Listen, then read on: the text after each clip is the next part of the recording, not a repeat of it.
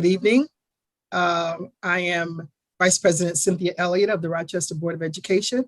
Want to welcome you to the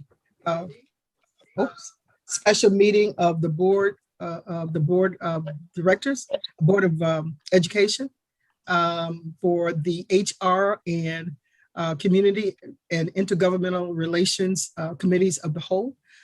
So this meeting has been called to order.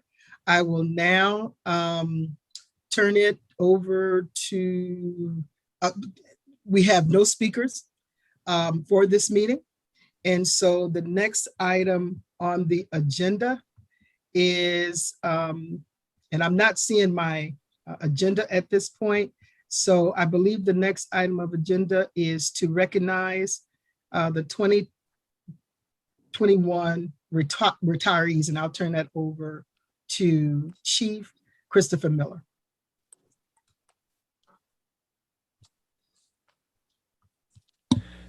Good evening, Vice President Elliott, and thank you. Tonight, we are going to take a few moments to recognize and honor our staff and our educators for their years of service to the district and honor their retirement. We all know the impact that we have in the field of education. Many of us choose this field, choose this calling, and serve because of the ability we have to impact others' lives. And so it's with that that we give great thanks and praise and honor our retirees. Each of our retirees will be honored in their own special way by their school communities. In addition to that, as you see on the slide, every retiree will now receive a lapel pin that will mark their years of service and retirement from the Rochester City School District, and will also receive a letter of appreciation and certificate. So we thank them as you see their names scrolling across the screen. And at this point, I'd like to welcome our Vice President if you have any additional comments that you would like to make before we welcome our Superintendent to speak.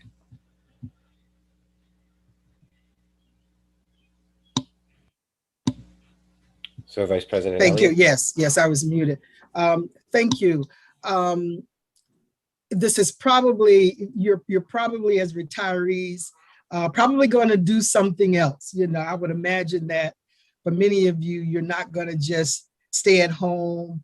Some of you may, but you know, it's been my experience that even when people retire, they tend to come back into the district to do some form of work. We appreciate you. We appreciate the work that you've done on behalf of our children and our families. We know that this work is not easy work. It can be frustrating at times, particularly when you're dealing with children, just in general. And so we thank you for your great patience that you've had with our students, and that you have in some way poured into their lives. And we really do appreciate that work. And I'm going to ask you to do something in your retirement. If you can recruit some other people to consider employment within the Rochester City School District, that would certainly help us. And you can be the advocates and the champions of this great work that we're doing, albeit difficult. But you can also go out and just let people know of your experiences within our school district. It is a great place to work, one of the best places to work, although it's difficult. But this is the work that we have chose to do. Some of us have been called to do this work. And you may not see all of what you have been poured into our students, but over time, 10, 20 years down the road, in some way, you will hear them tell you that you poured into their lives. So on behalf of the Rochester Board of Education, thank you. Congratulations on your retirement. Be well. Thank you, Vice President Elliott. I'd now like to welcome Superintendent Dr. Leslie Myers-Small. Good evening, and thank you, Dr. Miller, and thank you, Vice President Elliott. Tonight, we honor our staff for their years of service to our field as educators and staff, and honor their retirement.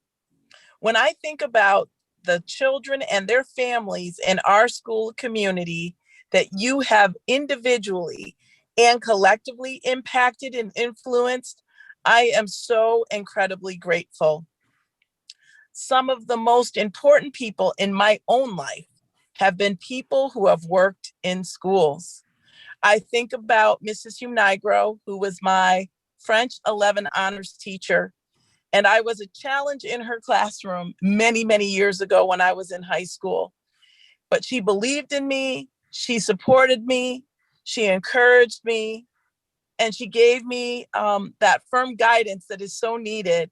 And today, I continue to be in touch with her and share with her the major impact that she had on my life. Through the years, your talents and efforts have helped our success. You have quite literally helped grow Rochester City School District's future. Working in education, we know the power that we have to impact the lives of those we serve. Together, we take pride in your accomplishments and your dedicated commitment to the children of the Rochester City School District. Retirees, congratulations on achieving your retirement with us. We know that you worked incredibly hard for this accomplishment, and we truly appreciate your dedication. Thank you on behalf of the numerous students and their families that you have had influence and supported. I thank you. Congratulations again. Thank you, Superintendent Maya Small. The next item congratulations again to all of the retirees. Next on the agenda, we'll hear from Dr. Nelms to talk about the East EPO additional pay resolutions, I believe. Dr. Nelms? Good evening, commissioners, and thanks for allowing me to join you all tonight. You know, this Thursday is East graduation ceremony. We're trying to accommodate family travel time, weather, and also accommodate another RCSE school using the East football field. So thank you for having us come today instead of on Thursday. I have a couple things I want to discuss. I have a really brief presentation. I know tonight is a primary night and folks want to get to watch the polls and such. So I'll be really, really brief, promise to be. A couple updates I was going to share on Thursday that I'll share tonight is just a reminder and a thank you to Stephanie Bliss and Tyann Wilson for our inaugural Juneteenth celebration. It was incredibly well done. I encourage the community and the board to look on the Facebook page and other social media outlets to see the pictures and photos that were taken. It was staff were playing kickball with the kids and can jam, which is a Frisbee game. And there were pictures and just celebration and flag decorating and making sure we understood the history of Juneteenth. And so I'm really thankful for Stephanie Bliss, our counselor, and Tyann Wilson, our middle school, lower school principal, for organizing such an incredible event, and for the U of R for providing t-shirts to all staff and students, and then of course Wegmans for the food. Next slide is just to remind our students and families that this Thursday will be our graduation ceremony. Looks like the weather's going to be great, so the rain date will not be needed.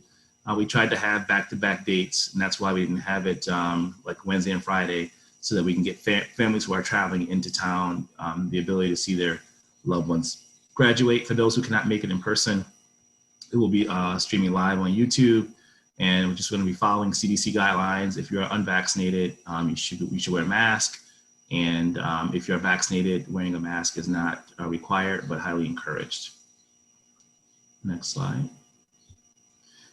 Just want to also talk about, this is one of the resolutions that are on tonight's agenda that I did send the board in my superintendent's report, that this summer, as we've done every year, we began to refocus our professional learning. I presented to the board in the previous meeting that we retooled our professional learning for this summer to accommodate for students who experience unfinished learning. Thank you, Dr. Black, for reminding me to reframe that context.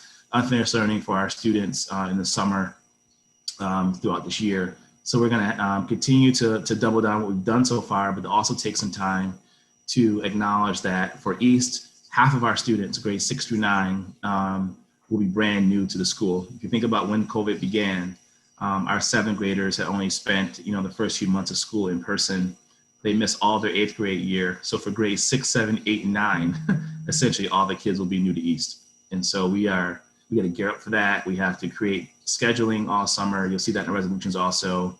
And we have to re-engage the parents, these new parents through the building, to make sure that we maintain a level of academic rigor and address the social emotional learning, the SEL work, but also have our new families understand that they play a critical role in our decision making and orienting them to East. And so the resolutions that you'll see before you on Thursday and tonight are really focused on trying to address academic learning, social emotional learning, refocusing the parents, again, acknowledging that over half of our students will be new to East next year. And that's going to be a huge challenge and hurdle, but it's one that we're going to plan for this summer and continue to plan for throughout the rest of the school year. The next slide is just school reopening. We shared with our staff 2 weeks ago, last week actually, that we start planning for full reopening. I want to thank Dr. Miller for continuing to update the entire school community on school reopening plans. The letters have been really clear and concise, and it's allowing teachers to go into the summer ready to return in September, working on childcare arrangements and making that transition that we all have to make back to fully in person. We made that also known to parents and students also for incoming East scholars, so they are preparing also. We want to make sure that we are safe and that we follow all CDC guidelines. We'll continue to have vaccination sites over the summer and encourage parents and kids to consider vaccination to limit the spread in the fall and the winter, but also so they can come back and fully engage in the learning experience to keep everyone safe and happy. The next slide. And that concludes our presentation. Again, tonight's resolutions that you'll see tonight or in a 48-hour packet are focused on curriculum, social emotional learning, family and community engagement, and then creating the master schedule with counselors and our registrar. These resolutions are the same ones that we offer every single year. We just got them in before July 1 so we can get started. These are reoccurring resolutions. Thank you. Thank you, Dr. Nelms. Are there any questions for Dr. Nelms? Okay, thank you, Dr. Nelms. And just a congratulations to the graduates at East High School. Just send them our regards and let them know that we're real proud of them and great success to them in their future endeavors. Thank you so much. Thank you, Commissioner Elliott. Okay, so now we will convene the HR committee. The first item on the agenda is with regard to talent development, recruitment, retention proposals, and staff diversity update. And I'll let Dr. Miller present that. Good evening, Vice President Elliott and Commissioners. Dr. Myers-Small, Dr. Nelms, and Dr. Jallo. Tonight I'm going to be presenting on talent development, recruitment, and retention, an update. And through this presentation, I will be providing a staff diversity update, as well as some proposals that we have developed to ensure that we can change our current state of staff diversity. Next slide. So there is a great need for diversity in our schools, in our classrooms, and in our facilities. We have heard this echoed by our community. We know this to be the case. More than 40% of public schools in the United States lack a single teacher of color. Fortunately, in the Rochester City School District, we have had attention on this, and that is not the case in Rochester. But surprisingly, only 2% of the entire American teaching workforce is a male of color. Research shows that students of color benefit from seeing teachers that look like them, and we know that all students benefit from diversity.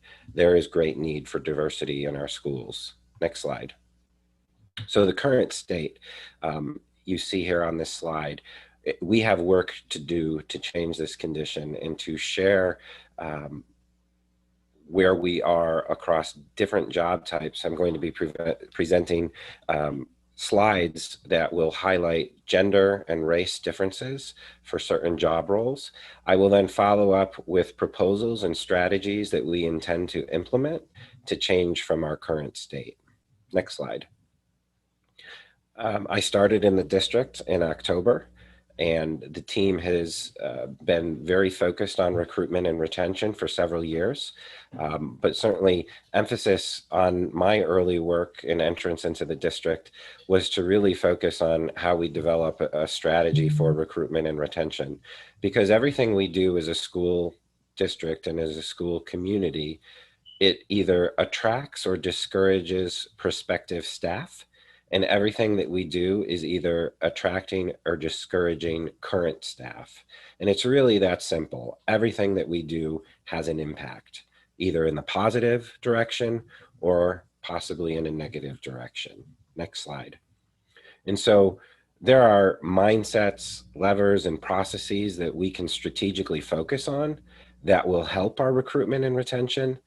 And these mindsets, levers, and processes are not just work of the Office of Human Capital, but really is the work of everyone in the organization. Everyone in the organization, board members, mayor, community, students, staff, parents, we all can help change the conditions in the current state for how we recruit and how we retain our staff. And so what you see on the wheel here are just some of the mindsets, levers, and processes that we can focus on with particular effort and initiative to improve recruitment and retention. Next slide. So what I want to do is I want to orient you to the slides, because all of these slides are going to look quite similar. And so we'll spend a moment orienting to them, and then we'll be able to move through them at a quicker pace, because you know what you're looking at. And so what you see here is that we're looking at a percent of all our staff by race. At the top, you see the slide titled, and you see the total numbers of staff that are represented in each of these 3 years, 2018-19, 2019-20, and 2020-21. What you also see are the different colors that would indicate race. And when we look at our entire staff, or when you look at many of these slides, you're going to note great consistency over a 3-year period of time, that the current state of our staffing profile has been very consistent. And so after I go through these slides, I will speak to some initiatives that we should implement to try to increase the diversity of our staff. But when you look at this slide, not yet, when you look at this slide, you see that about 40% of our staff is of color. Next slide. The next series of slides that we'll be looking at will do a profile of gender. What you have here is the percent of male and female. And so you see, again, great consistency that about 74%, 75% of our workforce is female. And then what you also see is of those females that work in the district, about 20% are of color. And of the males that work in the district, about 20% of them are of color. Now, this is for all jobs. That is our current state. Next slide. When we look specifically at the RTA, the Rochester Teachers Association, you see that about 24% of our staff is of color. Next slide. In terms of gender, similarly, about 76% of our teachers are female. Next slide. When we look at principals, we see greater diversity here. We see over 50% of our principals are of color, actually closer to 60% in the most recent year. We also see that many of our principals are also female, with the most recent year, 77.5%. 60% of our principals are females of color, 55%, about 55% are males of color. Next slide. When we look at assistant principals, you see a similar story in terms of about 50% are of color. Next slide. Gender. We have a few more males in our assistant principal pool. Next slide. Civil service, ASAR civil service, this represents our managers, our supervisors, many folks who work in central office who are not certificated, but they are civil service. And we see here that about 30% are of color. Next slide. In terms of gender, we see greater percent or higher percent of males in ASAR civil service than we saw in the previous slides. Next slide. Bente, this is largely our operations staff, and we see much greater diversity here, where we see about 70% of the staff are of color. Next slide. And by gender, we also see higher percentages of males of color in this workforce and almost an equal split in terms of gender overall. For RAP, our paraprofessionals, we see significant diversity represented amongst RAP staff with about 85% diversity represented. Next slide. Largely a female workforce. And it's important that we look at gender because, as I mentioned on the first slide, we have significant gender gaps when it comes to males in the teaching profession and also relative to males of color, and ensuring that we have males of color who can serve in roles within the district and be representative and mirror the student population. So in terms of the district, we have significant work to do. And one of the first things that we were able to do over the last several months was rebrand the Office of Human Capital to really define who we are and what we do. And what we do is we recruit, develop, support, and retain the most effective, diverse staff. And part of that rebranding is also to ensure that people understand that it's not business as usual, that we are doing things differently, and that we're going to be strategic and focused on changing the current state of our staffing as it reflects diversity. Next slide.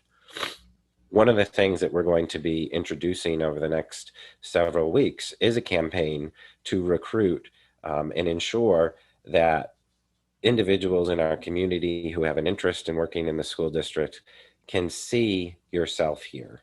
That's our campaign, and that is going to be one of the campaigns that we're going to be leading and rolling out to ensure that on social media and in other platforms where we publicize and highlight the positions and abilities to work within the school district, that we are focused on helping folks see being part of the Rochester City School District.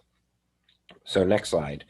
Throughout the last several weeks, we've heard a lot of advocacy, and we really thank our community for advocating for the diversity and the need for greater diversity in our staff. And with the money that the district is receiving, we have heard loudly and clearly and explicitly the need to recruit and retain staff of color. And so tonight, next slide, I want to highlight some of the proposals that we have drafted because we're not going to change our current state by just wanting it to happen. We actually have to do something, and we have to do something differently. We have to do something bold. We have to do something that is backed by financial resources if we're going to change the conditions. And so I'm going to highlight briefly 6 program recommendations that we've developed, and you can see them listed here, and you can see the significant amounts of money that we're requesting be put behind these recommendations, and that these recommendations fit and would be aligned within the grant requirements for the monies that the district is going to receive.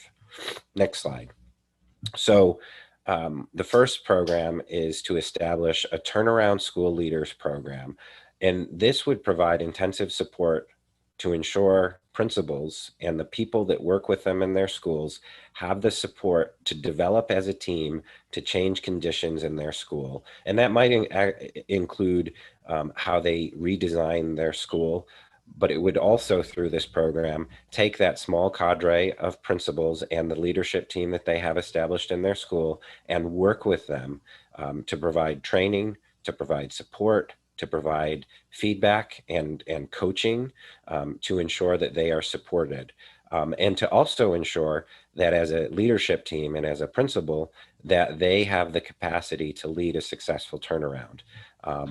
This program will provide incentives and will help principals and other leaders in their schools raise achievement for students.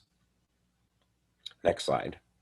The second program is to develop an aspiring leadership pipeline where we can recruit and train effective teachers who want to become leaders, or we can take current assistant principals who might be new in their assistant principal role and develop them further. It may also be that we have folks who aspire to be leaders that are teacher leaders, and we want to take them to the next step.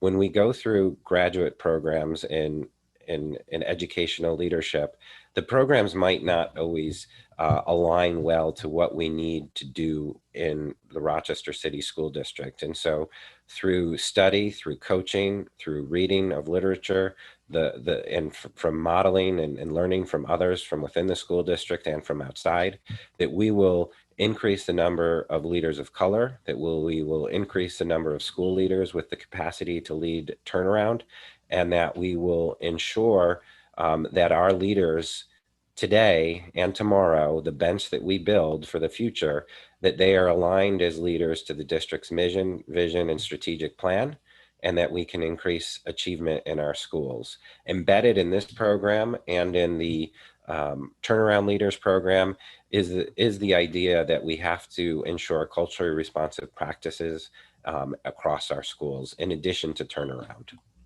Next slide.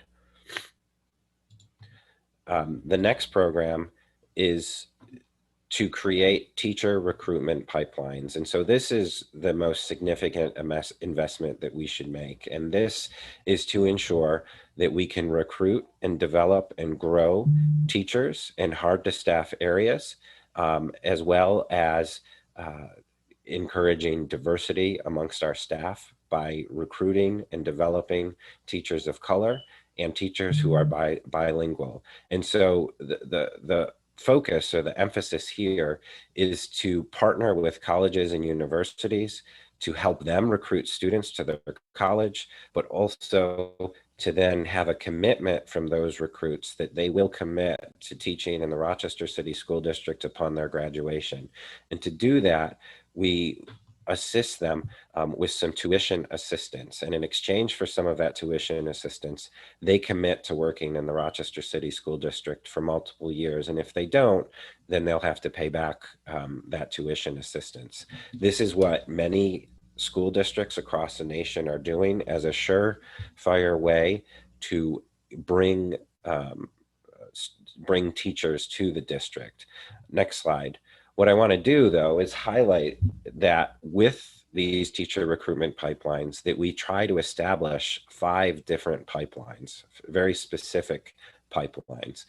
And so one that targets change of career people, those individuals that have earned a bachelor's degree and who now want to become a teacher, but they didn't study to become a teacher. And so helping them earn a master's in education with a link to the Rochester City School District.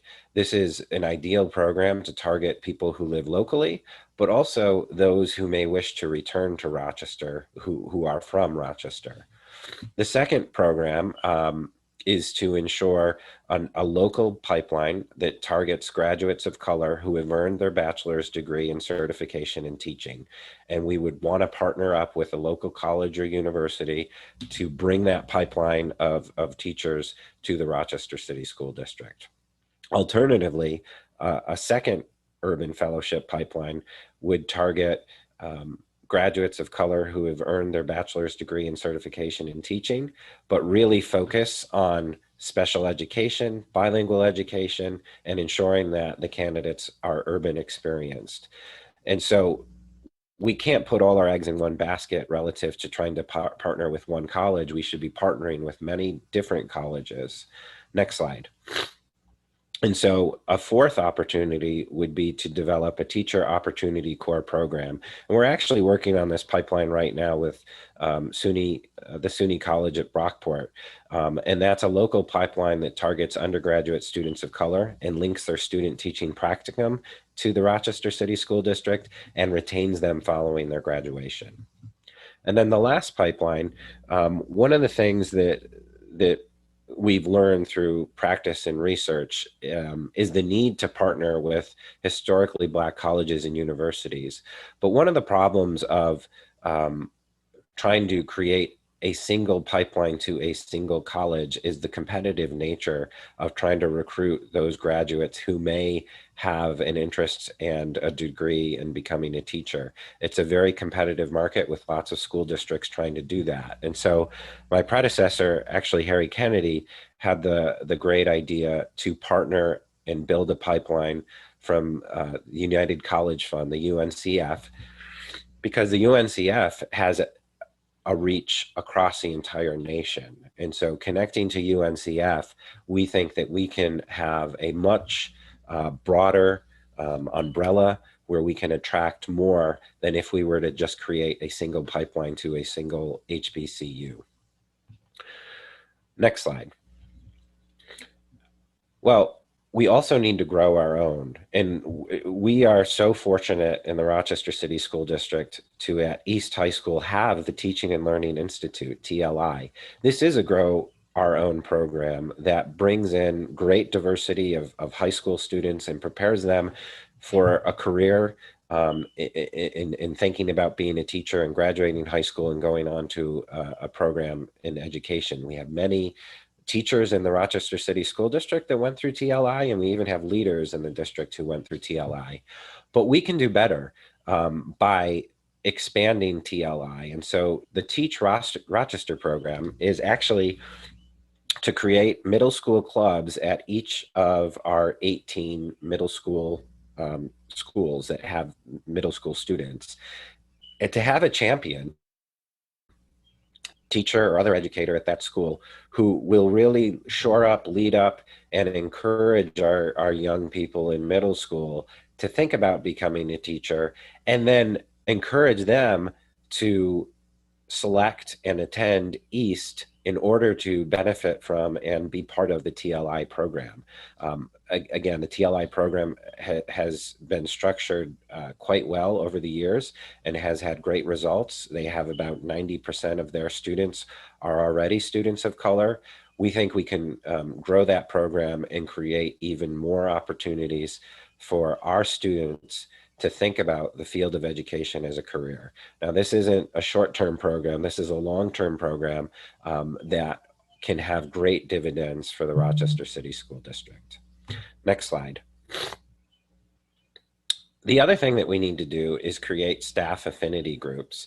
And staff affinity groups are for groups of staff who share a common bond, share a common interest, to bring them together, to be led by staff, to ensure that they feel they have a safe place to connect, talk, to lead advocacy efforts for themselves as staff or for their students, or to represent our staff in the community at events that are held in the community so that the Rochester City School District is well represented. If we're going to recruit people of diverse backgrounds, we need to show them our actions that we really care about diversity and that there are groups and places for staff where they can connect. And so other school districts that have done this have worked with groups where they find people to start the groups and then to develop a mission and a name so that they can be representative of the staff that we have in the school community. Next slide. the last initiative that I'll share with you tonight is develop a Rochester Urban Fellowship program.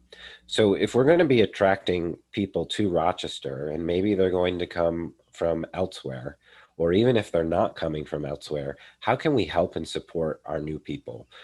You're all aware that we have a career and teaching program that helps our new teachers enter into the organization and enter into the field, and gives them great support on classroom teaching and learning, planning and preparation, and it's a fantastic program. But what we also need to do is think about those Maslow's hierarchy of needs kinds of things that come up. When I did this work elsewhere, we learned the hard way that when you bring people to a new city, they're going to need help, especially if they're right out of college at 21. They're going to need help finding a place to rent, buying a car. Maybe they've never driven in snow. Where do they go to get their hair done? Where do they go to church, or a whole host of other things? And so having a teacher on special assignment who can assist and be a mentor, particularly to our staff of color who are new to the community, to help them feel part of the community. One of the best things we can do to retain staff is to ensure that they feel networked in and that they feel connected. Because when people feel isolated and disconnected, that's when they look to leave. And so we have to be really intentional about how we do that. Next slide.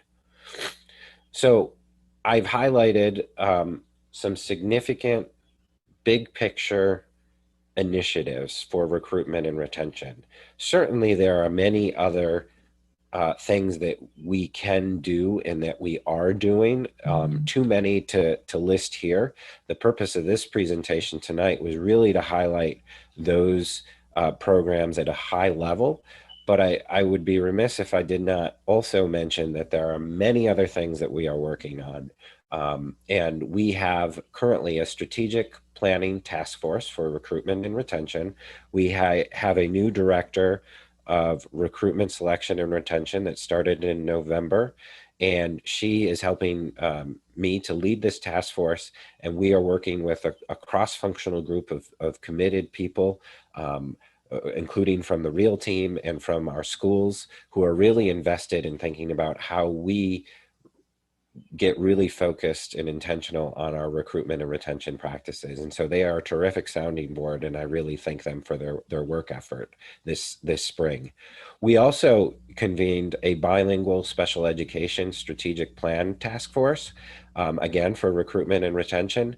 And this was in response to the consent decree, with goals to ensure that we are able to fill all of our bilingual special education positions with qualified, certified staff. And so through that process, we also developed a strategic plan for those particular aims because it is so critical. And then lastly, the real team. I participate on the real team along with Maurice Snipe, who is a director of staff relations in the Office of Human Capital. And so together with others, we are also on the real team, partaking in the conversations and really listening to not only what that team is advocating, but also what they've put to paper in terms of goals and ideas. And I hope that as they see this presentation and they learn about these initiatives, that they will see their voice and influence in some of these proposals. So next slide. I thank you and welcome your questions. I don't see any hands raised right now, so I will start off asking some questions, Dr. Miller. I was very passionate about our paraprofessionals increasing their base pay. And during those conversations, one of the things that came out of that from the board was that the title of teaching assistant. And so you could, whatever those qualifications were, attain that teaching assistant status with an increase in salary. I bring up, in one instance that I know of, one of those teaching assistants who moved from being a para to a teaching assistant went on and got her master's, I believe master's and certification is now teaching. And so that whole para group, I think, is a group that we can tap from, because they're on the front lines. They're from our community. 75% of those women are women of color. The other piece is that they're working 2 or 3 jobs because they're not being paid a livable salary. And I always compare them to secretaries. Our secretaries have started off with like $20 an hour, but our paraprofessional, who are mostly Black women, the secretaries, who are mostly white women, there's just a disparity in the salaries. And so one of the things in which the board did, as I said, is,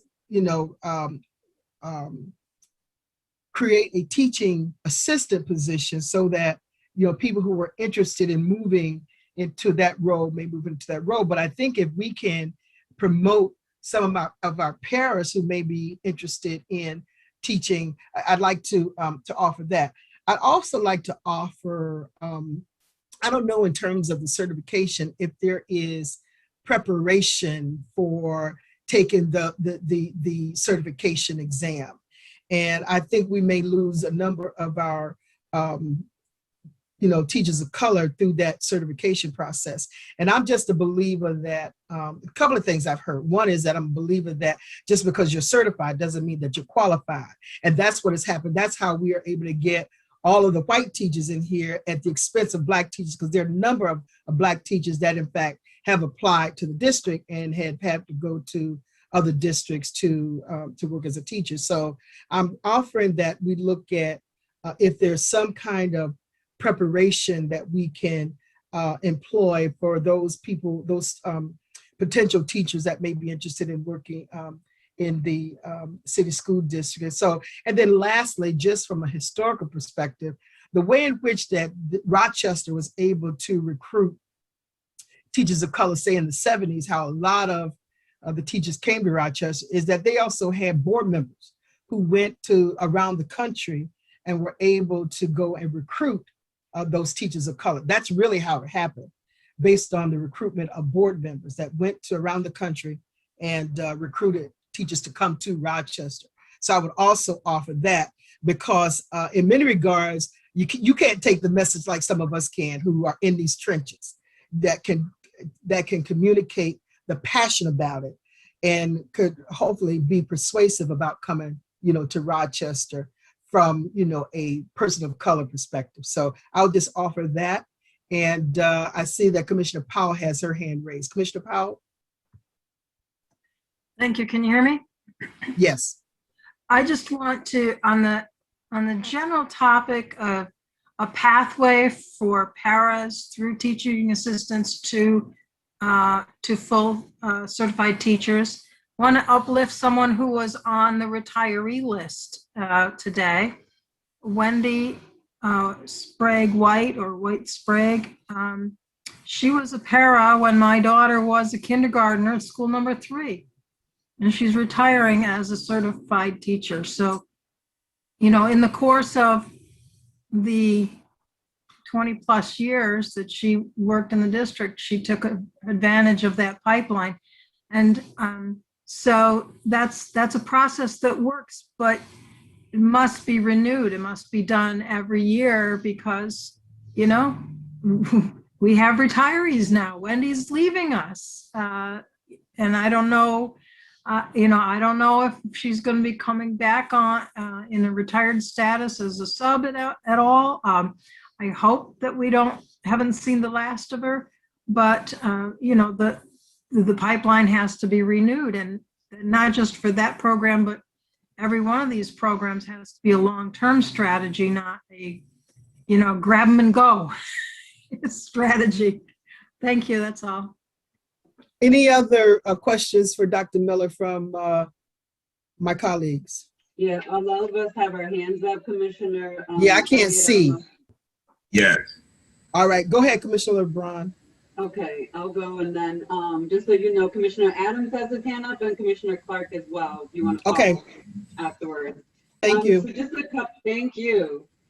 Just a couple of things, and I guess I know that this is the meeting for this, and hopefully we can continue to have conversations about these programs.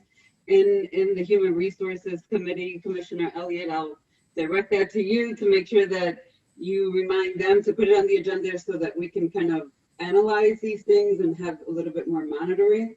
So I just want to uplift the same conversation that I've had with previous human resources individuals, as well as people at the state level, including our chancellor, our commissioners, about these conversations about teacher diversity recruitment, and the fact that we still live in a state where we have first in, last out, last in, first out, and how that impacts all of our districts in the state of New York, not just RCSD, but school districts that are predominantly discombobulated in terms of diversity and representation in the teaching force. Because of that rule, people of color, Black and Brown teachers in particularly will continue to be some of the last folks coming in and some of the first folks going out. So a lot of these efforts that are being done are really done in vanity in the state of New York until we change that rule. But also, I want us as a district to be conscious of that, because we also are having conversations consistently about this notion of right-sizing the district.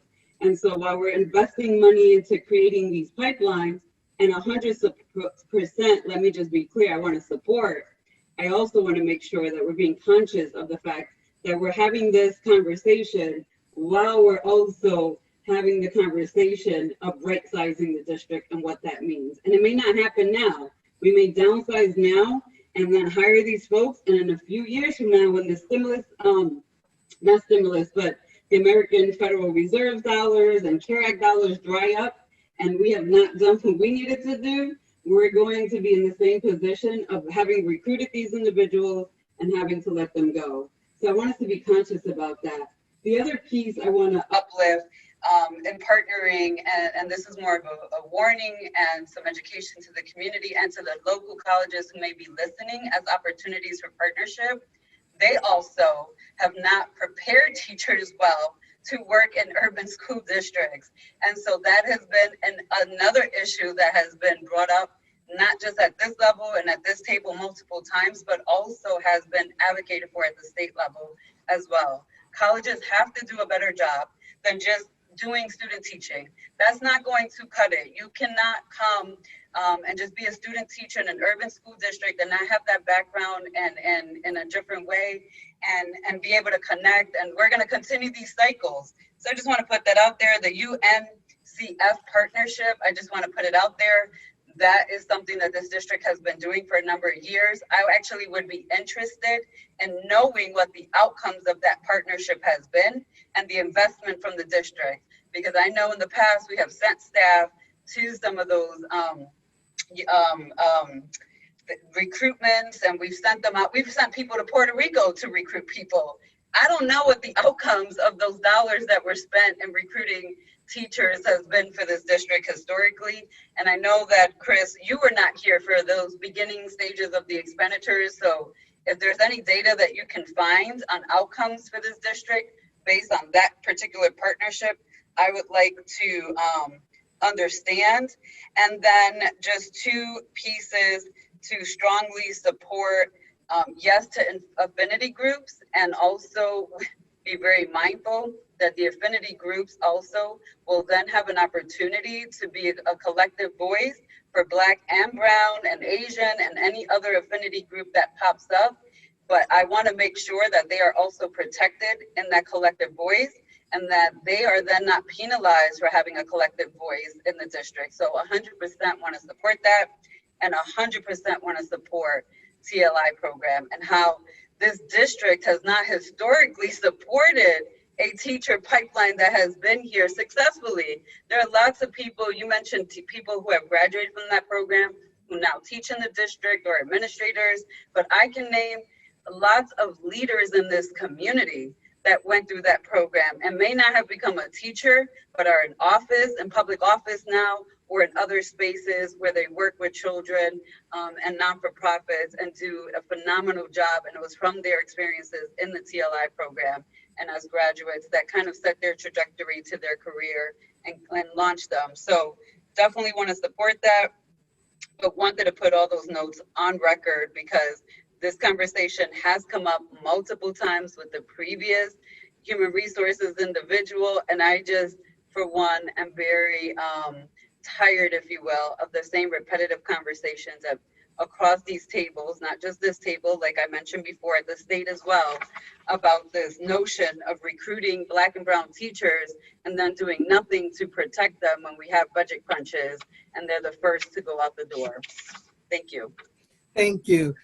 Before I call on Commissioner Adams, Kalia, for the next HR meeting, would you include on the agenda a discussion around this notion that Commissioner LeBron brought up about teachers of color being the last to be hired, but the first to be let go? Let's have a conversation on that and how we can impact that and influence the state with regard to that. So develop a strategy of how we need to present that to the state.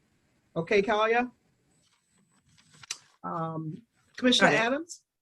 Yeah, so to piggyback on what Commissioner LeBron just said, I just need to say that TLI is not a well-known secret. It's a no-brainer.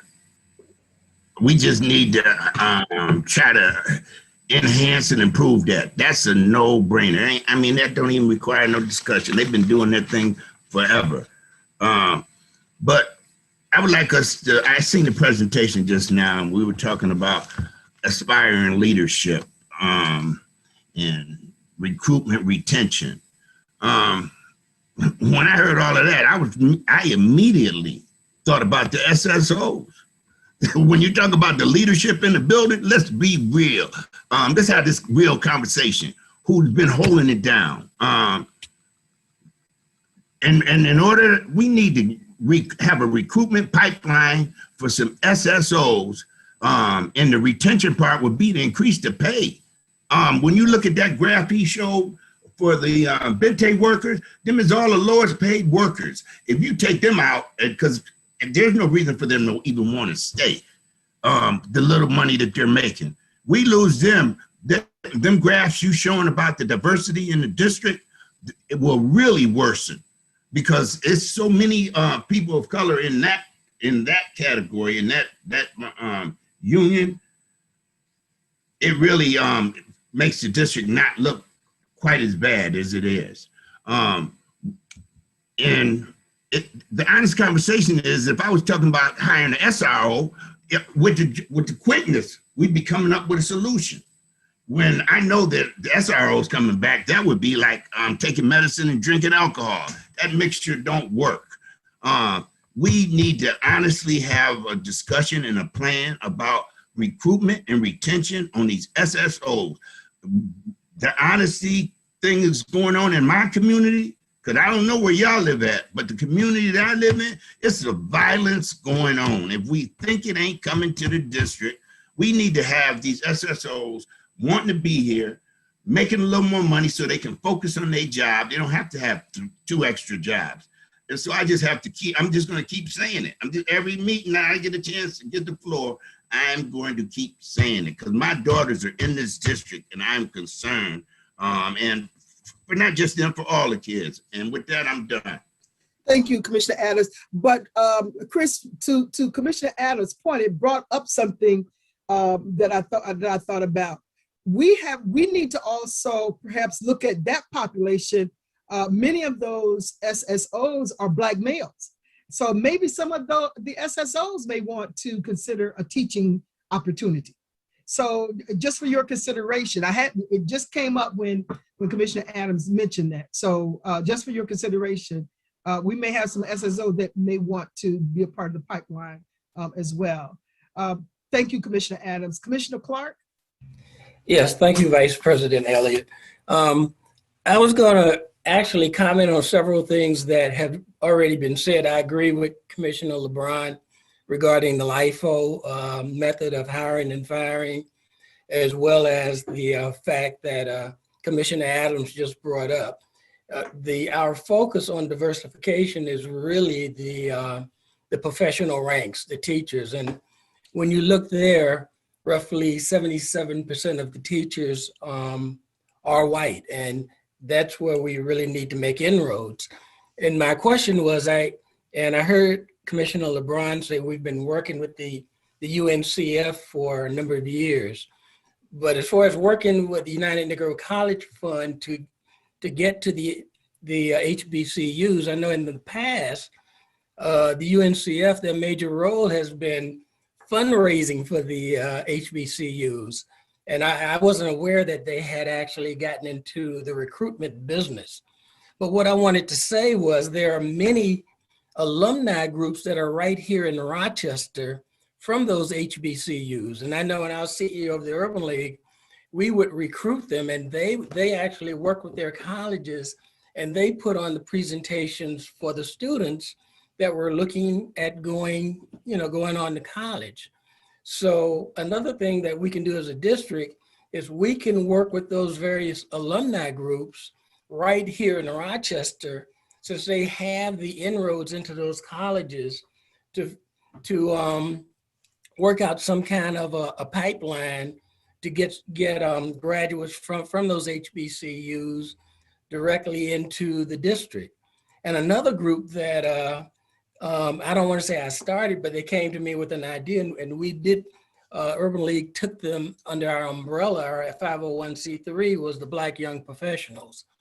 I know in the past, they worked with Harry and they worked with Maurice, because their goal is the same goal as our goal, and that's to not only to recruit more Black professionals to the Rochester area, but to provide social events and other types of events to retain them here. So that would be a great affinity to group to work with. And since I left the league, I don't know how those meetings were going, but I know at one point in time, the district was actually doing presentations at the Black Young Professionals, which is still an active group in Rochester, to get the word out that we're looking for teachers of color to come to and stay in Rochester. And I know our superintendent is very familiar with the group, because, and I think Taryn is still the president of the group, but I think those are some avenues we can take also that are not costly, that are located right here in our community, to begin to chip away at the huge gap we have in diversity in our profession, in our teaching ranks. Thank you, Commissioner Clark. Are there any other comments?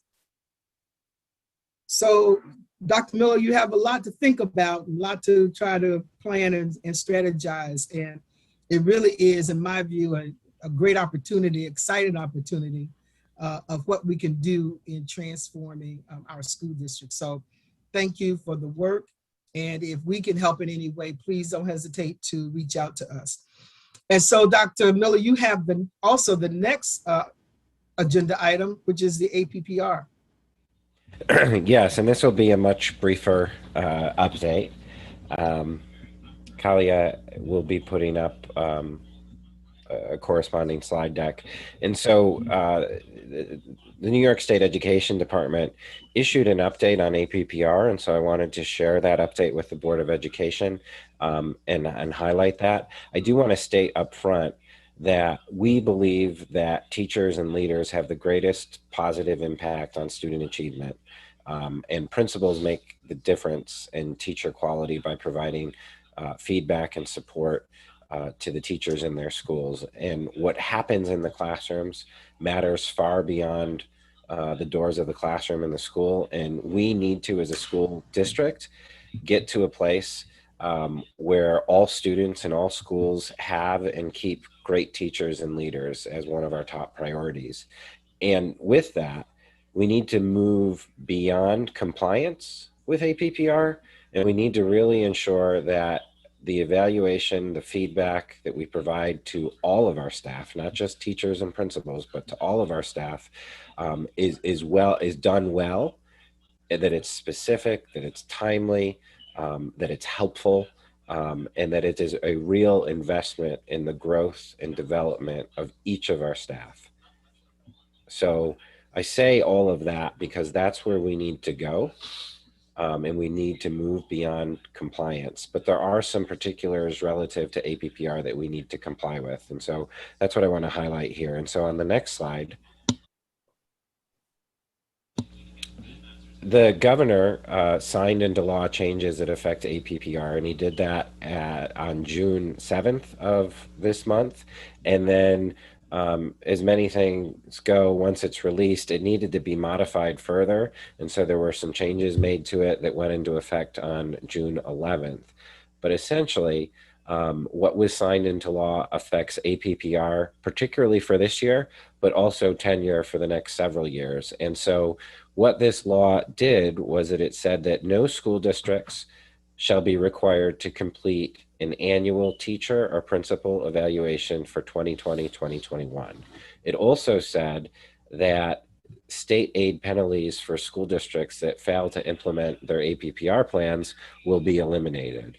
So again, big idea. Governor, state education department came out. We don't have to do teacher or principal evaluations for the purposes of APPR. Next slide. But that wasn't our response in the Rochester City School District. While we're aware that APPR is not required, this was an actual communication that was sent to all of our staff. And we essentially said, while for the purpose of APPR, evaluations are not necessary, we will continue to complete the evaluations per our agreement and per our normal processes. And point to the fact, by the beginning of June, over 95% of our evaluations were already completed at that point. So it was really just ensuring that any of those that were outstanding were completed. And there are certainly a lot of staff that are not teachers or are not principals, and we need to ensure that everyone is evaluated and provided feedback and growth. So next slide. So why are we talking about this with the Board of Education? Well, there's going to be an impact on tenure, and I think we've had conversations about this already in prior meetings. But when we look at a snapshot of the last several years, we see that in 2017-18, 2018-19, we have APPR scores because there were APPR scores. Things were functioning normally. But with COVID, last year, there are no APPR scores. And again, this year, there are not going to be APPR scores. Relative to district evaluations, as I already mentioned, we expect all evaluations to be completed this year. Last year, not all evaluations were completed. So we have some gaps there. But we have, we definitely have for this 4-year period, evaluations for 3 of the 4 years. And then for many staff, we have completed evaluations for all 4 years, but we will not have APPR scores for the 2 most recent years. And so next slide, what this means, and this is what was in the bill that was signed, is that for educators appointed during those 3 school years, tenure may be granted when effective or highly effective ratings are achieved in at least 1 of the 4 preceding years. And they cannot receive an ineffective in their final year. So what that means is, again, all we're looking for tenure is 1 effective or highly effective in the 4-year period if they were appointed during those 3 years. Next slide. For educators who were appointed this school year, they may receive tenure when they achieve effective and highly effective ratings in at least 2 of the 4 preceding years. And so as we go through the next few years of tenure, the law has really clarified what school boards and superintendents can do relative to awarding tenure, because the state is recognizing that there are not APPR scores for 2019-20 and 2020-21. Next slide. In all instances, tenure is granted upon a recommendation by the superintendent and an affirmative vote by the Board of Education. The superintendent must determine that educators qualify for tenure based on their performance in the 2 years in which we do not have APPR scores. And so how do we do that, or how have we been doing that? We have a principal attestation and recommendation that's supported by the school chief, which is then reviewed by the Office of Human Capital. And we do a check on attendance, discipline, and ensure that our staff have earned tenure. Educators, in all instances, must not have received an ineffective rating in the final year of their probationary period or during the most recent school year where a rating was received. And so moving forward, as we provide the Board of Education educators for tenure, we will ensure that it's clear on the information that we provide you that they are in fact meeting the conditions of this law that was just signed. Next slide. So there also is an impact on new probationary periods. Previously tenured classroom teachers who accept a position in a new school district in 2020-21 will be appointed to a 3-year probationary period. That is a reduced probationary period. If a teacher's been tenured elsewhere and they move to a new district, they can receive a shortened probationary period from 4 years to 3 years. And so what this language is it's just defining if that shortened period can be attained if we hire new staff into the Rochester City School District when they had prior tenure elsewhere. And so for that, they must have received effective or highly effective ratings in either 2017-18 or 18-19, rather than in their final year of service. So that will be something that we're looking at when we hire new folks and when we put the years of their probationary period on the board resolutions. Next slide. Any questions?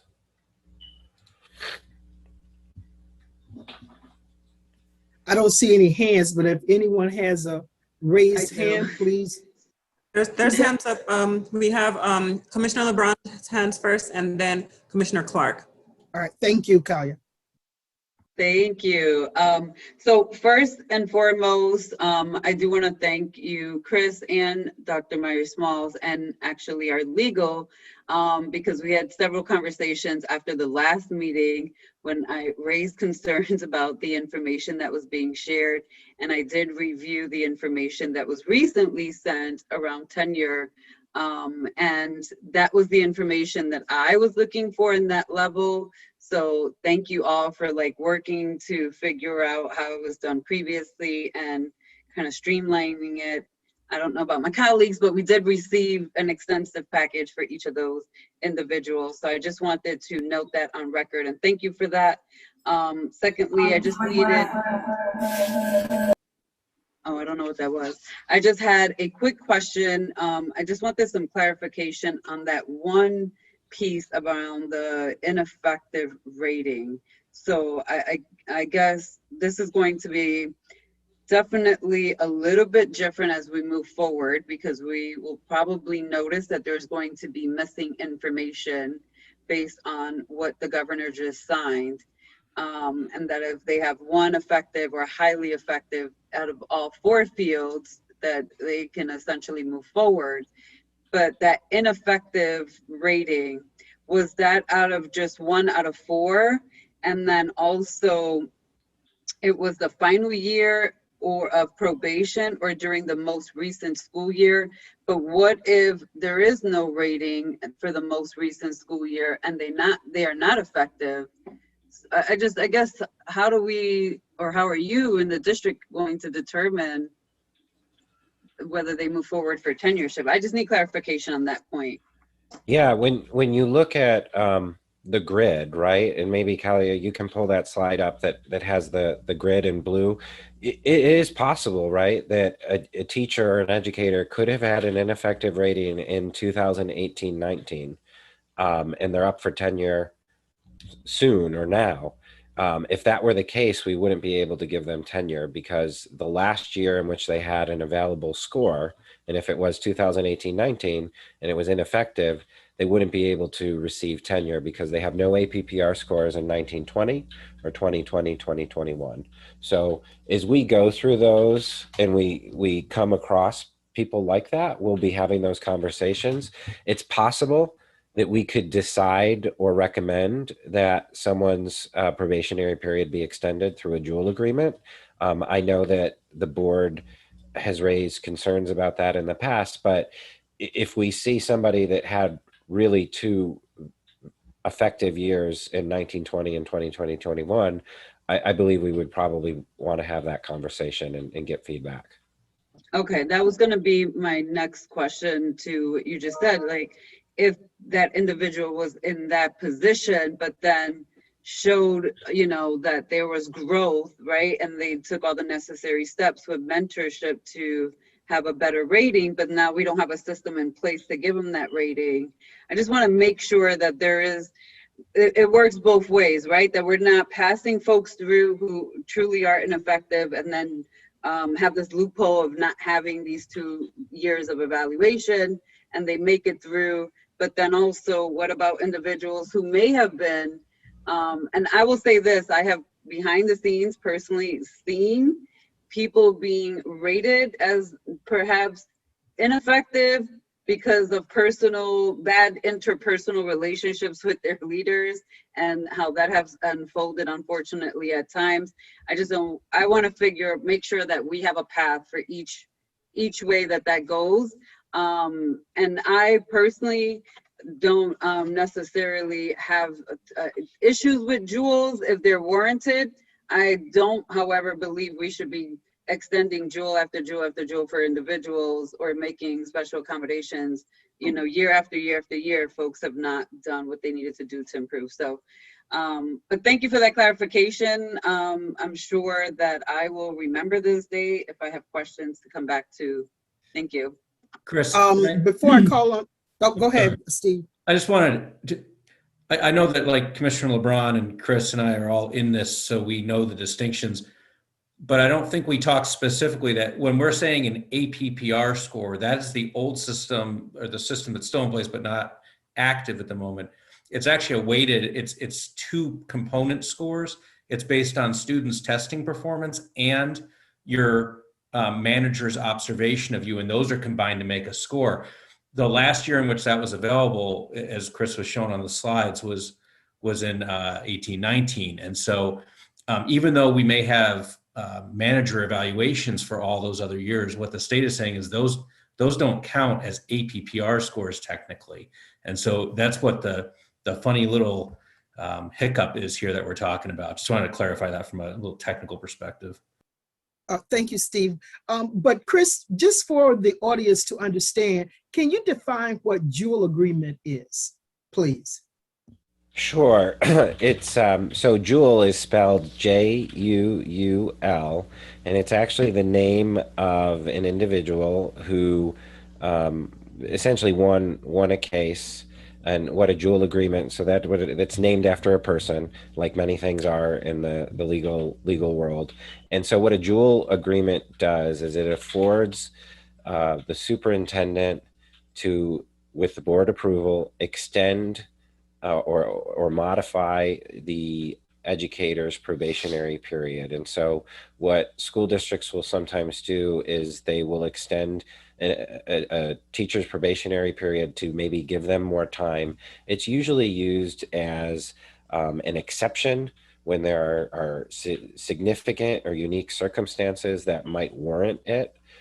Different school districts use it in different ways in terms of how they make decisions to grant them, but it is a function of the superintendent's recommendation to the school board, and the school board votes on it. And so this may be a situation where we may see some of those, but they would again be before the board and discussed with you.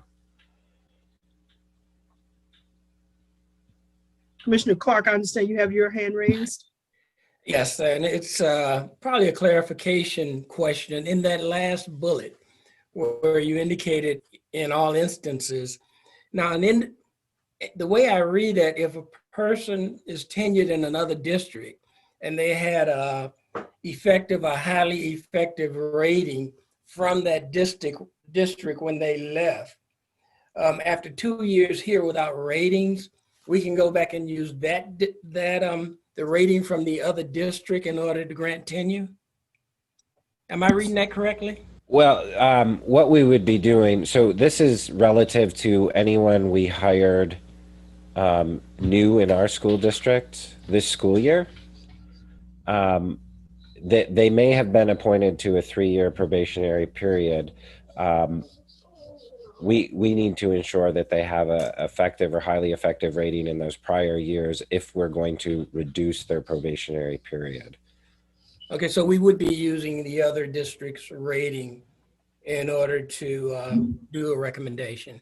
Yeah, to just decide to reduce it. So anybody we're appointing right now, they would either have a 3 or 4 year probationary period from this point in time. So we would be looking at tenuring people in 2024 or 2025. Okay, thank you. Any other questions from the commissioners? Okay, thank you, Chris.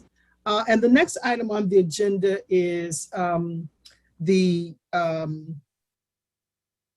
policy for recruiting and hiring and the residential initiative policy. I wanted to bring this back up probably now, probably 9 or 10 years ago.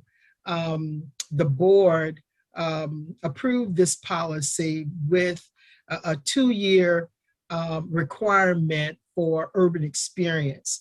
Back then I was, when it was approved, let me just say I was on medical leave. So I didn't have an opportunity to participate in the discussion, although I do thank the board for approving this policy. But what I think we need to do is to increase the experience, the urban experience for the people that we recruit in our district to, my suggestion is 5 to 7 years, because I believe that with the difficulty of this work for people who don't understand our students and families from an urban environment, I think that the experience that is needed for this is critical. If there's going to be effective decisions made on behalf of our students. Oftentimes our students, well, not oftentimes, in many instances, we find that our students are suspended, and really in some of the cases that I know of have been suspended for things that if our staff understood what was behind those kinds of activities that our students make, that the decision would be made differently because they would understand what happens in the urban environment. And so what I'd like to be able to do is to open it up a few minutes for discussion, but then if we can, to refer it to the policy committee for additional discussion and then bring it back to the board in terms of a policy recommendation. And so let me just open it up for discussion. As I said, I'm interested in having this policy revised to increase the experience level of working in the urban environment. And of course, the rest of the policy is good. You know, it could be that you have been an intern in the district, you've worked at a community-based organization, you know, and many other kinds of urban activity, but that it is sufficient enough experience that the employees who are coming in the district would have the kind of skill set that we need in order to make the right decisions on behalf of our students and families. And so let me open it up. I can't see any hands. So if there are any hands that are raised, let me just, and I didn't realize I was off the screen. Let me just open it up. If there are any conversation, discussion you'd like to have on what I'm recommending. Any hands raised? Vice President Elliott, I'm just gonna jump I in. can't 'Cause hear don't know. you. Can you hear me? Yes. Okay, I said I was just gonna jump in because I know you're not being able to see the hand. So your recommendation is that we move from 2 years to 5 years? Or even 7, 5 to 7. Yeah, I just think this is too critical that employees that we hire, that they come in with that kind of background. It's going to benefit our students. It's going to benefit our families. And I think that it will help in terms of reducing suspension rates and in improving student achievement. Because there is a disconnect, a real disconnect between people who we employ who don't have this experience versus the people that we have who do have experience of working in an urban environment. And essentially, that's why we're trying to diversify. It goes along with us diversifying our school district. So I think it's important that we have more than 2 years. We gotta take it up to 5 or 7 years. So if someone else has, Well, I just want to add one. I want the clarification before I made a point, but I just wanted to add to the fact that that kind of goes back to even the comment around like colleges, right? Being really preparing the individuals in the teaching force, like not even the folks who are teaching, but even the education that they're receiving, it sometimes doesn't go far enough. And certainly not just in the teaching field. This is relevant even in the social work field, where oftentimes folks are also not from the same community, and there's a disconnect in how those services get rolled out, or even how documentation happens. But what I will say, I think I would like to explore this. I don't want it to just be a topic here. I know you're referring it back to the policy committee. I would like to figure out how do we tie that then into some of these initiatives that Chris has brought up tonight, and make it so that they're streamlined in a way, but then also that we're defining what we would consider the experience to be. Because I don't want to just say that they have to live or come from the city of Rochester. They can come from other urban, experiences, after school programs. Like there's a variety of things that they could be doing to gain that experience outside of just like the teaching and the classroom experience, or even the education. And this is more for like newer folks coming in, obviously. And I just want to put that out there. But I would like us to flush out what all those factors could potentially look like to count towards that. I just don't want to define it into like 5 years of only living in the city of Rochester, urban education, because there are urban experiences beyond education, if that makes sense. Are there any other hands up? Yes, you have Commissioner Malloy, Commissioner Adams, and Commissioner Powell. Okay, so Commissioner Malloy. Thank you. Thanks. Just to piggyback on what Commissioner LeBron has been saying, I'm in full agreement with that. Is there any way we could pull up some of the criteria that we had, pull that up on screen by any chance? Just in looking at some of the criteria that we're considering, I'm wondering if maybe we can add to that, in addition to, looking at things like residency, looking at the experience individuals have in urban environments, but also perhaps we could consider, just as another piece or other criteria, might include maybe if people are sending their own children to the city school district. I'm wondering if we could have a discussion around that at some point as well. That's controversial, Commissioner. I tried that, but we certainly can have that conversation. That's an exciting conversation to me. Is that it, Commissioner Malloy? Yeah, that's it. Thank you. All right, thank you. Who am I? Commissioner Adams, I believe, had his hand up. I was thinking that maybe we might need to take a look at developing partnerships with some of these higher education institutions, U of R, IT, and make them adjust to when they're giving out their degrees. Let that be a part of the curriculum, coming in and working these in an urban setting, doing some voluntary work. Make that be part of the them getting their degree, because I also know that it's really rough trying to make people have to postpone their career too many years before they start making money. People have kids to support, they have families to support. So I would like to see us basically getting some of these colleges to make that a requirement. They have people doing all kinds of things in college with their curriculum, and as a partnership with the district, let that be a requirement, and we can almost guarantee that we're going to hire that person as a teacher if they start doing maybe a year and a half of working at House of Mercy or whatever. You know what I'm saying? I just think we need to do some research. That's all. I'm done. Commissioner Clark, did you have your hand raised?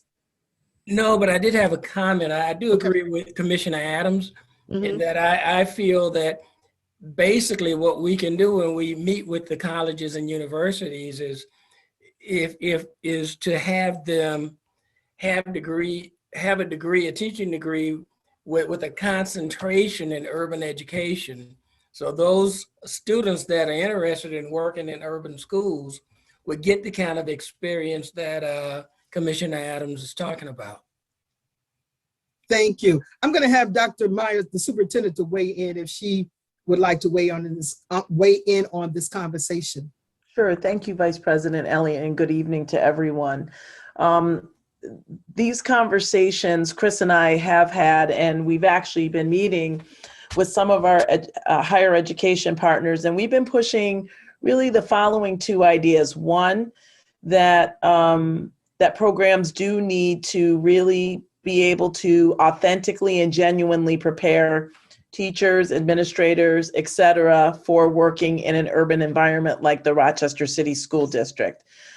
So we've had multiple conversations about the importance of that, and that certainly students are well prepared and they're getting the requisite courses, but they don't prepare them for what we encounter or what we are expecting of our educators. The other area is that we also are pushing that if we're going to send or encourage current staff or students into their programs, that representation matters, and we want to see the staff, the professors, the administration reflect the diversity that exists in the Rochester City School District. So we are calling the question often. We're doing it as respectfully as we can, but we're really saying, if you want to do business with us, the diversity has to be reflected in your teaching and your administrative programs. And you can't just tell us, well, you know, we sat with one group and they said, well, we have one person. No, that's not acceptable, right? So we are pushing that. Thank you. Any other comments from commissioners? Any questions? Yeah, you skipped me. Okay, I can't see you, Commissioner Powell, please. Okay. I have 2 points. First, Kalia, if you're driving the screen, could you highlight the first sentence on this paragraph? I caution you all to take note that this paragraph starts with the presumption that we're asking that additional weight and consideration be given. We can't really do more than that because there are all kinds of other rules around, candidate evaluation, candidate consideration, hiring practices, what have you. So the first thing is, are you interested, Cynthia, in creating two definitions, maybe one, the existing one being the definition of urban experience, and another that might be categorized as significant urban experience? Why do you point it out like that, Commissioner? Why do you distinguish the two? Because it's obvious that when we're talking about adding additional weight to the process, to considering a candidate, what we're really looking for is a sliding scale, right? The more experience, the better, right? The more diversity experience, the living, working, growing up in, raising your children in, complex bachelor's program that includes urban education coursework. These would all be perhaps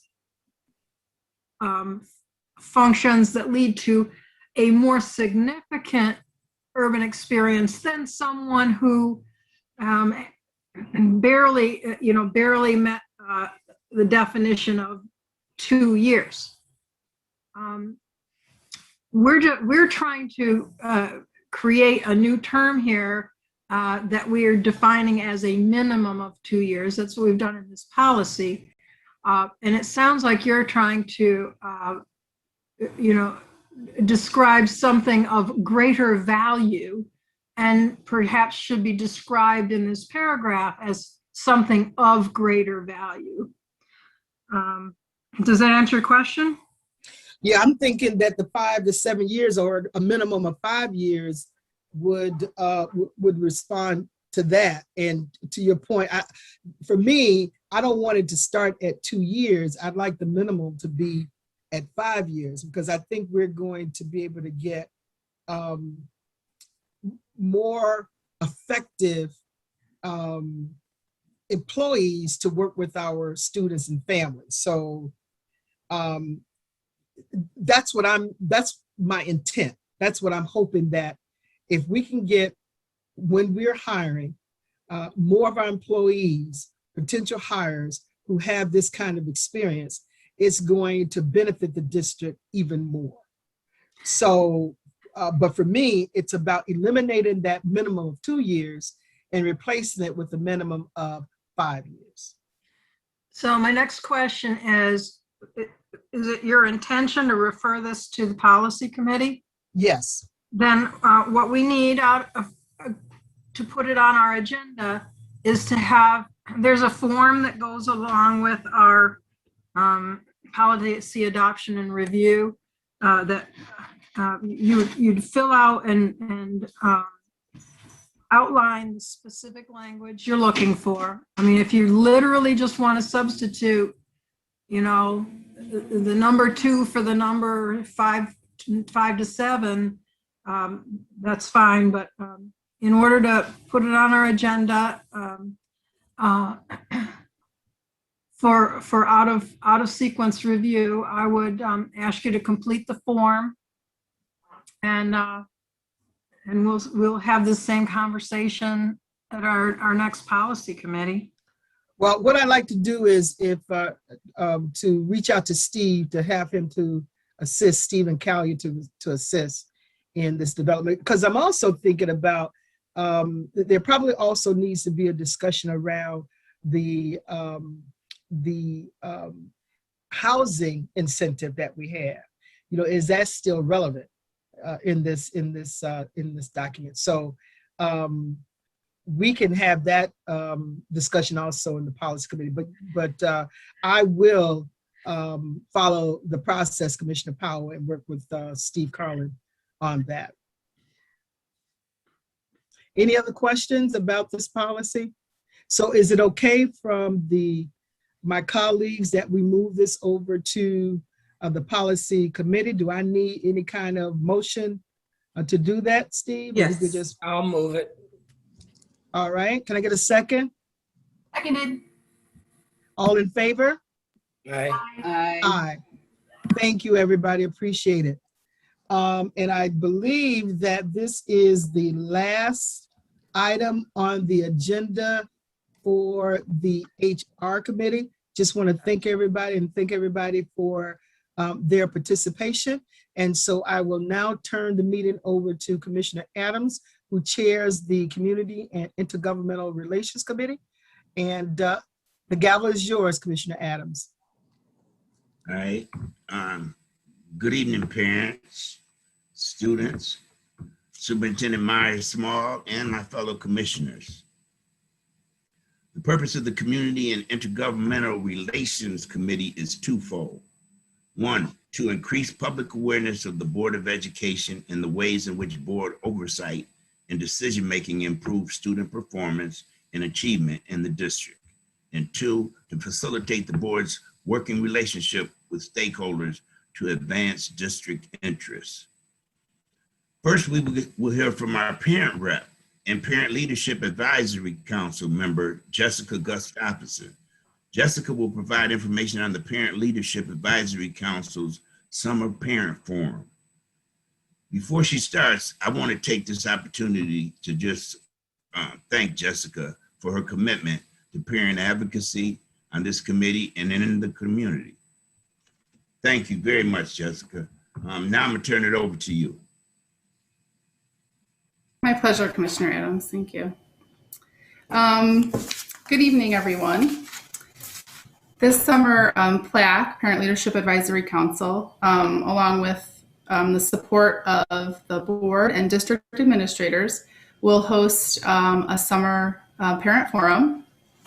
PLAC is the newly reorganized district's parent group, and we meet quarterly on Wednesdays. You can see the dates there for the 2021-22 school year, and you can find information there at rcsdk12.org/PLAC. The forum will be held on August 14th from 11 to 12:30. It will be on Zoom, and unfortunately it will not be live streamed, but it will be recorded for later viewing for anyone who can't attend.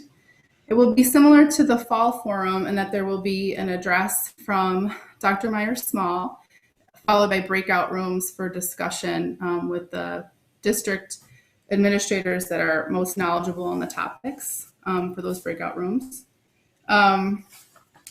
What will be different this summer is that we will be choosing the topics for the breakout rooms based on parent questions and parent feedback. So there is a Google form available on the district website at rcsdk12/parent forum. And parents are encouraged to go there. And when they do, they will find a form with some prompts, including what's my greatest concern about the district is, or something I would like more information about. And we'll use answers to these questions along with other feedback that we've gotten from past forums and things we've been hearing at board meetings to guide the topics that will be discussed in the breakout rooms. We're hoping that the breakout rooms will be discussion centered so that any presentations will be short and there will be time for parents to really engage with the district administrator that is in that room as an expert, that they will have sort of access to them directly to ask questions and have a discussion around these topics. I think I covered everything. Yeah, just a reminder, I guess it'll be August 14th. So set the date aside. And then, the other thing was that question form does not serve as a registration form. So registration information will be coming later. Sorry, Rahima. Registration information will be coming later in July. And if you if parents include their email in the form, then we'll be sure to get the information to them. And also if the contact information is updated with their schools, which we encourage our parents to make sure that their contact information is updated, then they will also get updates and registration information on the forum. I think that's it. Thanks. Excuse me, Commissioner Adams, can I just add a couple of things? Sorry. No, you're fine, Jessica. You did a great job. I appreciate it. So there is a flyer for the event, which I'll pull up on the screen shortly, and that will be going home through parent liaisons and homeschool assistants. Parents probably have already received a robocall regarding this, as well as an email. And there'll be several reminders through the summer. As Jessica indicated, the form is available for parents to fill out in English or Spanish through Friday, July 23rd. All right. Once again, thanks, Jess. And I want to amplify the work that PLAC is doing and strongly encourage parents to complete the Google form. So back in February, we held our first ever virtual legislative breakfast. Since that time, there has been movement on several priorities, which I would like to highlight. We are already aware of several funding priorities which have been accomplished related to mid-year cuts, COVID funding, and foundation aid. The administration continues planning for the funding with input from the community. I would also like to highlight the increase in vaccinations availability in our local community. Thank you to the administration for acknowledging the urgency of this need, advocating and assisting in coordinating it. We have a few priorities in progress. Earlier, we heard Dr. Miller address the staffing priorities as it relates to diversity and shortages in high needs areas. In April, Governor Cuomo signed the Affordable Broadband Act, requiring internet providers to provide low-cost, high-speed internet for low-income families. This legislation is currently in litigation. In late 2020, NYSED held several regional meetings to gather information regarding the provision of substantially equivalent education. In the fall, we expect revised proposed regulations to be issued. Action is still needed in a number of priority areas, such as the charter schools, the development of virtual schools, Medicaid reimbursement, and local aid. With that, I want to make a plug to the community and our fellow board members for our 2022 legislative agenda. Before we know it, it will be time to advocate for the needs of the district through our legislative agenda and breakfast. It'll be here before we know it. I would like to have this document developed and finalized early. With our new consolidated committee schedule, it is very important that commissioners are prepared to bring forth priorities early so that the document can be approved and shared with our legislative partners. Because last time we had to keep coming back and adding, doing a reboot. Our next CIGR committee of the whole meeting will not be until November.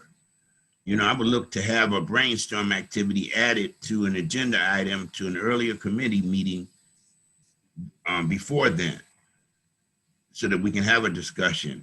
In the meantime, you can email me, the board staff, with any legislative priorities that you have want us to consider. With that, do I have any questions from the board members?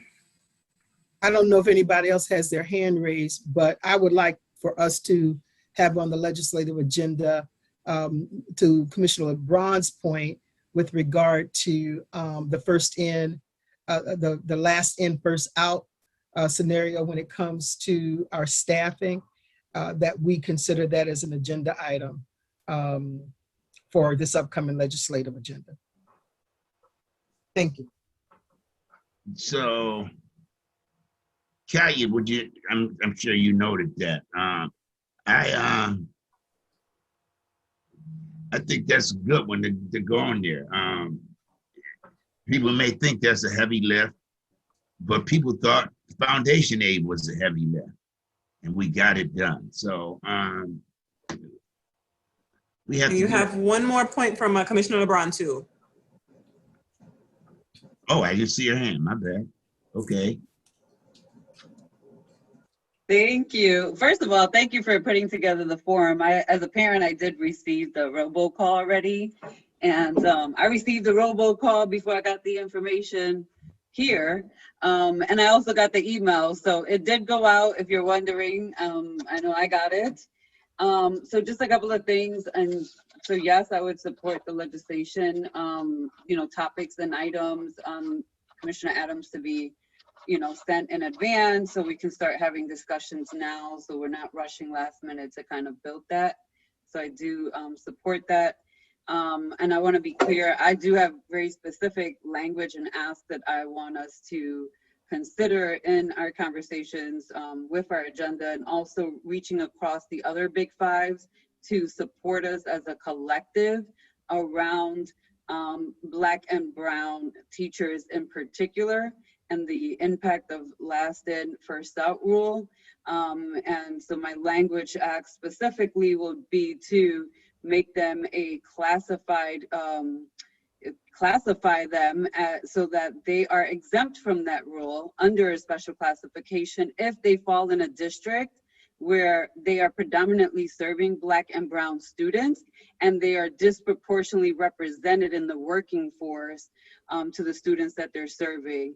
And that could be based on a percentage, right? So if it's more than 50% that we don't have in terms of Black and Brown educators, that 50% is at least the protected force. So you and I, and I'll just share this, and we can certainly have more conversations about this, but Commissioner Adams, since you're leading this, I'll be more than glad to meet with you and go over some of my language proposals, but also reasonings, and also share with you some examples of how the state has been able to do that under special certifications for individuals, and have them exempt from that rule under those like high demand areas of teaching, if you will.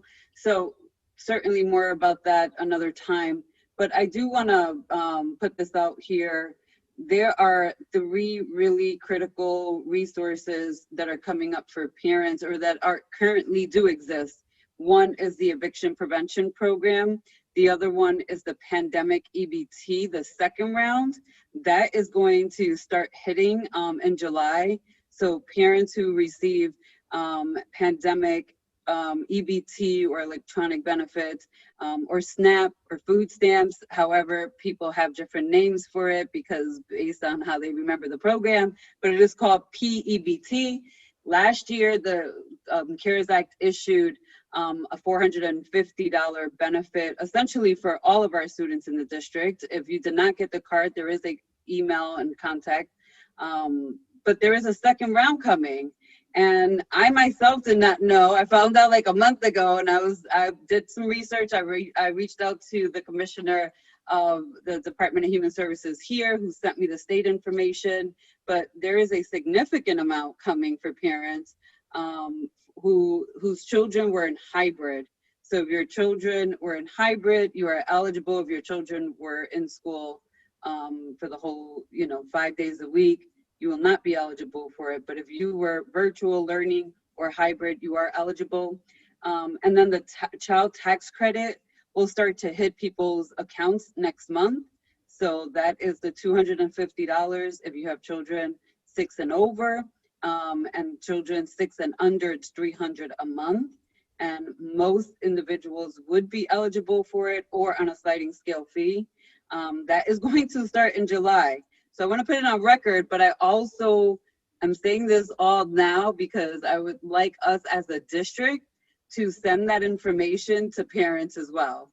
Whether we do it via email, put a blast on our social media, have it on our website, we should be figuring out how to share these resources to our parents in other ways, and not just leave it on these local entities to push it out to the entire community. We have a captive audience of families and students that we're serving who can benefit from knowing about the resources. And then also, if they didn't get their card, I had to like search and search and search for an email about where do people go to ask questions about pandemic EBT, because that is not handled here locally. That has nothing to do with the Monroe County Department of Human Services.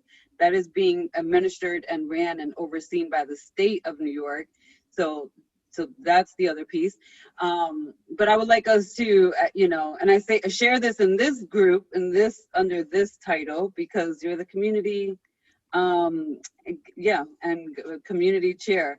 So I would like us to figure out a way to have community resources allocated in terms of information funneled to parents directly as the Board of Education. Thank you.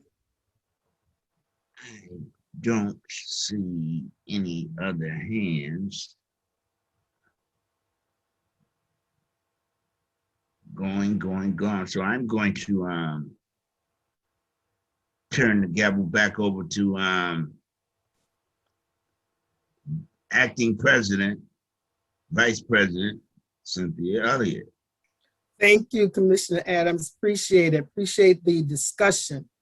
Now we have to go into, that concludes that committee, includes the HR committee, and we now have to go in. No new business, am I right, Kalia? You are correct, no new business. So we will have to go into executive session to discuss matters related to the employment of a particular individual and matters permitted by Section 105 of the Open Meetings Law, and to receive advice and counsel from our general counsel. So can I get a motion to go into executive session? Move. Motion. Second? All right. All in favor? Aye. Aye. Thank you. So we will now go into executive session, but we will come out to complete our survey of the board. And if you're not around, thank you for joining us for these very insightful conversations. And we will see you at the business meeting on Thursday evening. Have a great evening.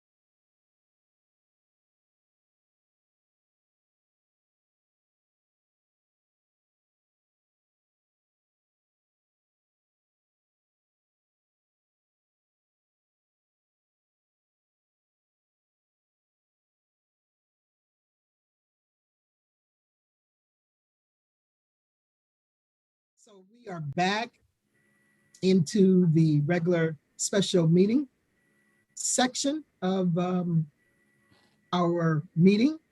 And now we will have our board clerk to put up the survey so that we will know how well we did.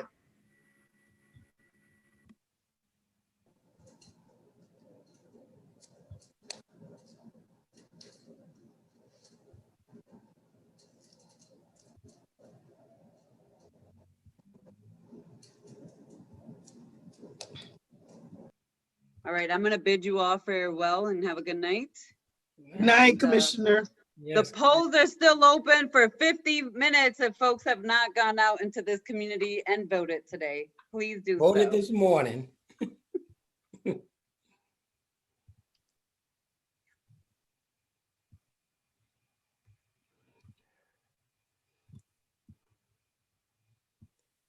Y'all know what to do with question 10, right?